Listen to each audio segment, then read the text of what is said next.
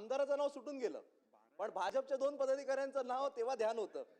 शिंदे सेनेच्या एका पदाधिकाऱ्याच्या वेळी ध्यान होतं आणि दादांच्या माजी आमदाराच्या वेळी ध्यान होतं. ठीक आहे, माझं काय म्हणणं आहे, हा विषय माझा नाहीये. मी तुमच्याकडे मंत्री म्हणून पाहतच नाही, मी तुमच्याकडे राजा म्हणून पाहतो. हे जे सगळे कर्मचारी आहेत ही आपली प्रजा आहे. राजाने प्रजाला उदारमनाने देऊन टाकलं पाहिजे. तुम्ही आज काय म्हणालात,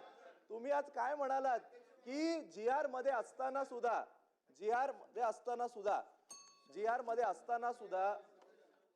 देसाई साहेब एकदा नाही दोनदा म्हणाले शिंदे सेना. राज्य केंद्रीय निवडणूक आयोगाने दिलेला निर्णय हा थोडासा तपासून बघा. निवडणूक आयोगानं घटनेनं कायदे तपासून शिवसेना धनुष्यबाण हे या ठिकाणी आम्हाला दिलेलं आहे. आमचं नाव शिवसेना आहे, खाली उभाटा वगैरे असं आम्हाला जोडलेलं नाही. त्यामुळं आमचा उल्लेख करताना शिवसेना म्हणून करावा.